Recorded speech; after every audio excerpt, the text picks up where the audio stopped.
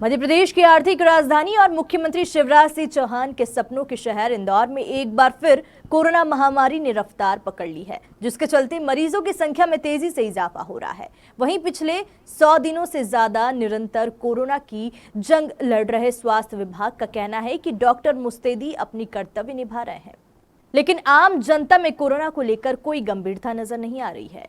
यही वजह है कि कोरोना के कुचक्र पर ब्रेक नहीं लग पा रहा है। कोरोना कॉल के चलते 100 दिन से अधिक से जो लोग मेहनत कर रहे हैं कोरोना कॉल के लिए या फिर कोरोना महामारी को रोकने के लिए, आज सीधी बात उन्हीं के साथ करते हैं। इंदौर स्वास्थ्य विभाग में इस वक्त हम खड़े हैं और स्वास्थ्य विभाग में सीएचएमओ के पद पर प्रभार जो अभी जिनके पास में है वो है डॉक्टर पूर्णिमा डगरिया। सीधी बात पूर्णिमा मैडम के साथ। मैम, बीते अगर 24 घंटों की बात की जाए तो क्या आंकड़ा अभी तक पॉजिटिव का आया है? नेगेटिव के आंकड़े की क्या बात की जा रही है? अभी तक का पॉजिटिव आंकड़ा है 6334 और कल आए हैं 114 केस। और अभी हमारी टीम लगातार सैंपल ले रही है, तो अब तक हम 1,23,743 सैंपल्स लगा चुके हैं, टेस्ट आ चुके हैं इसके। जी मैम, जो आंकड़े की हम बात कर रहे हैं उन आंकड़ों में कहीं ना कहीं बढ़ोतरी भी नज़र आ रही है। किस तरह का सहयोग आप लोग जनता से करते हैं? क्या लगता है आपको इस चेन को तोड़ने में जनता कितनी सहभागिता निभा सकती है और क्या उसके मुख्य जो मतलब उपाय होंगे वो क्या होंगे? आंकड़े बेशक बढ़ के आएंगे क्योंकि हम डेंगू, मलेरिया और सारी कोविड का सर्वे कर चुके हैं, उसमें निकल कर आए। हमारे फीवर क्लिनिक चल रहे हैं और रूटीन में हमारी सैंपलिंग टीम लगातार जो पॉजिटिव केस के उनकी कांटेक्ट ट्रेसिंग कर रही है, तो आंकड़े बढ़कर आना है। और बस हम कोशिश करेंगे कि इनमें से किसी की डेथ ना हो, तो हम उनका उपचार भी बराबर किए जा रहे हैं। मैम, क्या वो साधन है जिनका इस्तेमाल अगर जनता करती है तो वो सहयोग के रूप में आपके सामने आएगा? जनता से अपेक्षा है कि वो सोशल डिस्टेंसिंग रखे, मास्क पहने जो बहुत ही ज़रूरी है, बिना वजह भीड़ न लगाएं, अपने घर में रहें और हाथ सैनिटाइज करें, हाथ बार बार धोएं। मैम, अलावा उसके समझाइश बार बार दी जा रही है, गाइडलाइन जारी कर दी गई है, राज्य शासन भी प्रयास कर रहा है, आप लोगों के प्रयास हैं, पुलिस प्रशासन भी इसमें लगा हुआ है, जिला प्रशासन की टीम भी लगी हुई है। कहाँ आपको कमियां नज़र आती हैं कि क्या आमजन तक ये मैसेज नहीं पहुंच पा रहा है या वो समझना नहीं चाहते हैं? बिल्कुल अच्छा क्वेश्चन है। वो समझना नहीं चाहते हैं, इस बीमारी की गंभीरता को समझ नहीं रहे हैं लोग। सिर्फ ये चीज़ है कि जितनी जल्दी हम चेन ब्रेक करेंगे उतनी जल्दी हम उबर कर आएंगे इस बीमारी से। और उसके लिए 3 साधन मैं कह चुकी हूँ। मास्क पहने, सोशल डिस्टेंसिंग रखें और बार बार हाथ को साबुन से धोएं। सुना आपने कि अगर शासन के द्वारा दी गई जो भी समझाइश है अगर उसका पालन नहीं किया जाएगा तो स्थिति को बिगड़ने में देर न लगेगी, ये मैडम का फिलहाल कहना है। आइए अब आपको इसी दफ्तर में बैठे 100 दिन से ज़्यादा अपने काम को अंजाम देने वाले और भी शख्स हमारे साथ मौजूद हैं, सीधी बात करेंगे मैडम के साथ में। मैम, कितना वक्त आपको ज्वाइनिंग को हो चुका है और इन दिनों में अगर देखा जाए तो आपका जो मूवमेंट वो किस तरीके से रहा और क्या जिम्मेदारी आपने अपने सर माथे उठा रखी है स्वास्थ्य विभाग की? जी, मुझे लगभग 140 दिन हो गए यहाँ पे काम करते हुए और मैं रिपोर्टिंग का काम देखती हूँ। जितने पॉजिटिव्स, नेगेटिव्स, जो भी रिपोर्ट से रिलेटेड चीज़ें हैं, सारा डेटा मैं मैनेज करती हूँ। मैम, खबर ये भी हम तक के पहुंची है कि जो आप अपने घर से आ जाने के बाद में जो यहाँ पे लंच जो होता है, दोपहर का जो खाना होता है, वो आप लंच शासकीय जो खाना है वो नहीं खाते। क्या कारण है उसका? आप हमसे बताएं, हमें बताइए। क्योंकि कोविड में काफ़ी लोग बाहर से आए हैं जो अपने घरों से दूर हैं, तो वो खाना उन्हें पहुँचे। तो हमारा घर यहीं पर है, तो हम लोग घर का ही खाना प्रेफर करते हैं। जी मैम, आप जिस महामारी के लिए आप लोग लगे हुए हैं, लगातार 100 दिन से ज़्यादा का आपने वक्त निकाला है, बावजूद उसके एक वक्त का खाना भी आप लोग उसमें छोड़ रहे हैं, क्या लगता है मन में, क्या आता है, क्या आपकी फीलिंग्स है? फीलिंग्स यही है कि जल्दी से जल्दी हमारा देश इससे उबर जाए, कोविड से। जितनी जल्दी हो सब लोगों में वापस से एक पीस आ जाए सोसाइटी में, बस यही चाहते हैं। तो देखा आपने कि सीएचएमओ के जो विचार हैं वहीं कहीं ना कहीं जो उनके साथ का जो स्टाफ है उनके भी विचार हैं जो कि अद्भुत हैं। आइए अब एक ऐसे शख्सियत से आपकी मुलाकात कराते हैं कि जिनकी उंगलियां सिर्फ माउस पर या फिर सिस्टम को ऑपरेट करने में ही लगी रहती हैं और क्या उनके पास क्या जिम्मेदारी है और किस तरीके से वो अपनी जिम्मेदारी का निर्वाह करते हैं। और पिछले 100 दिन से अधिक के समय में किस तरीके से उन्होंने अपने कामों को अंजाम दिया है और क्या कोई परिवार से संबंधित या कोई और भी अगर मामला सामने आया हो तो क्या कभी उन्होंने छुट्टी ली है। सर, आपका नाम बताइए। अनिल कुमार सोलंकी। सोलंकी जी, कितने वक्त से आप यहाँ स्वास्थ्य विभाग में? आप लंबे वक्त से हैं, लेकिन अभी कोरोना महामारी के चलते कितने समय से यहाँ बैठे हैं और किस काम को आप अंजाम दे रहे हैं? स्टार्टिंग से ही फरवरी से लगा हुआ हूँ यहाँ पे और पिछले 5 सालों से काम कर रहा हूँ, लेकिन कोरोना में लगातार हम लोग फरवरी से लगे हुए कंटिन्यू बिना छुट्टी लिए हुए, जिसमें परिवार की थोड़ी बहुत दिक्कत भी आती है क्योंकि पूरा परिवार को हम देख ही नहीं पा रहे हैं, समय ही नहीं दे पा रहे हैं। वो पूरा संडे वगैरह हुए, कोई हॉलीडे नहीं, कुछ नहीं, कंटिन्यू लगे हुए हैं। किसी तरह का कोई इस महामारी के चलते जब ड्यूटी आप कर रहे हैं कोई डर सा कुछ कभी लगा आपको? डर तो रहता है, लेकिन अपनी सुविधा अपने हाथ में होती है। सरकार तब तक समझा सकती है, बता सकती है, लेकिन अपनी सुविधाएं हैं, जो अपनी सुरक्षा है वो अपने को खुद को ही देखना है, अपने को ही बच के ही रहना है। ये बात आम जनों को भी समझना पड़ेगी अब।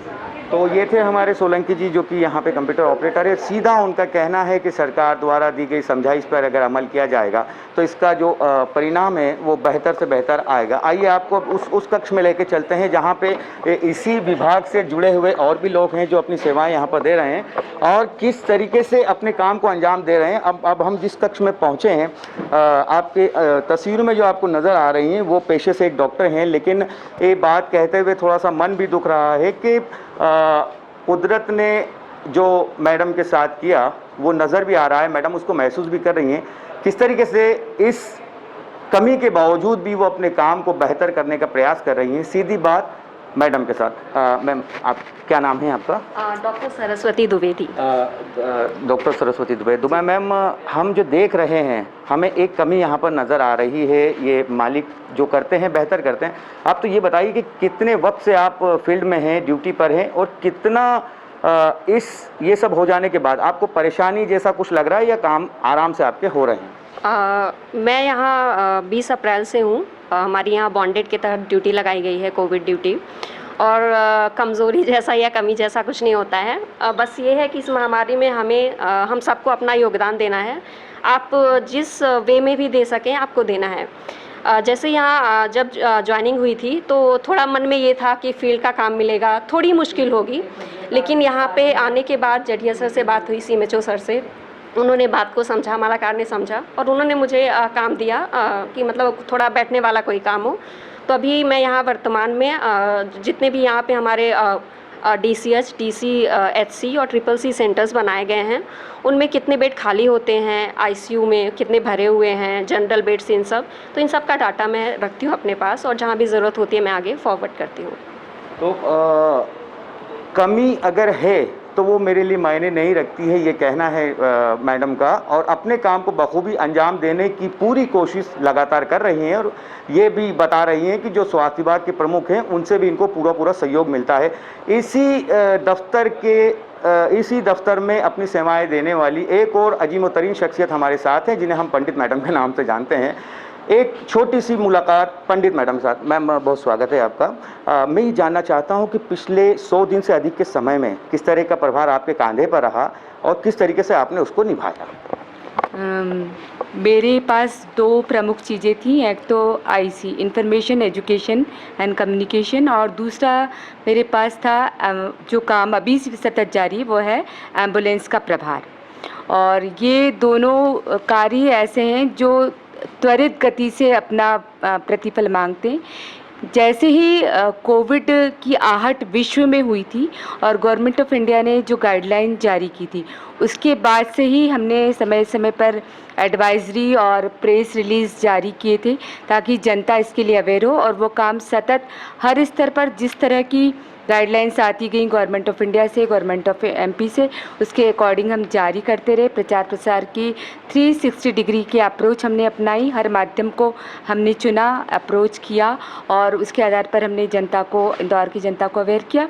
दूसरा था मेरे पास एम्बुलेंस की व्यवस्था, जो कि 24/7 सतत जारी है, क्योंकि एम्बुलेंस की आवश्यकता के लिए कोई समय निर्धारित नहीं किया जा सकता।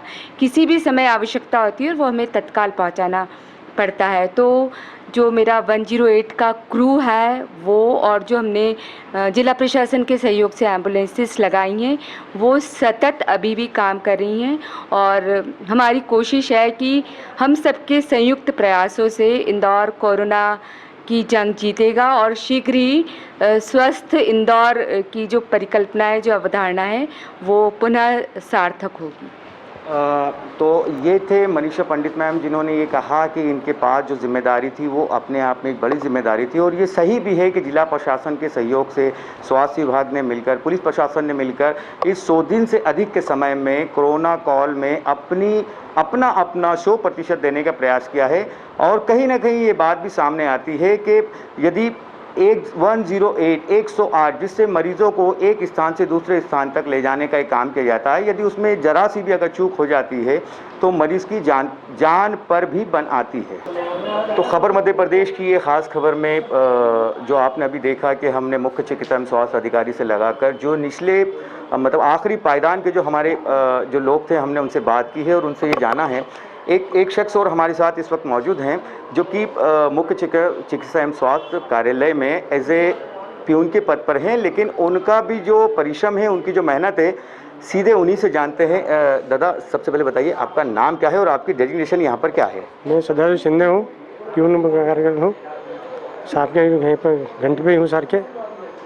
सदाशिव जी, पिछले 100 दिन से अधिक का जो समय हुआ है उसमें आप ड्यूटी कर रहे हैं, और किस तरीके से आपने ड्यूटी की है? क्या कभी डर या भय जैसी कोई चीज़ आई? और दूसरा ये कि कभी छुट्टी की ज़रूरत आपको लगी क्या? नहीं साहब, छुट्टी की ज़रूरत तो नहीं पड़ी। हाँ, समय समय पर अपना ड्यूटी आया, ड्यूटी करी, जो सा आदेश का पालन हुआ, आदेश मिले उसका पालन किया सर। उसका पालन किया जी। मतलब 100 दिन से अधिक के समय में आपने लगातार यहाँ पे ड्यूटी की है। अब क्या लगता है आपको कि आपका जो योगदान है इस महामारी को ख़त्म करने में कितना मतलब कारगर साबित होगा? सर, हमारे अधिकारीगण जो साहब की सर्जरी हुई फिर भी वो कर रहे हैं, तो उनको देख के हमारा मन उठ कि नहीं यार, हमको करना चाहिए, और आगे के सर इसलिए लगातार कर रहे हैं। आप कर रहे हैं? जी, सेवाएं दे रहे हैं। तो ये थी खबर मध्य प्रदेश की खास खबर। सहयोगी रजत जायसवाल के साथ शकील सिकंदर, खबर मध्य प्रदेश, इंदौर।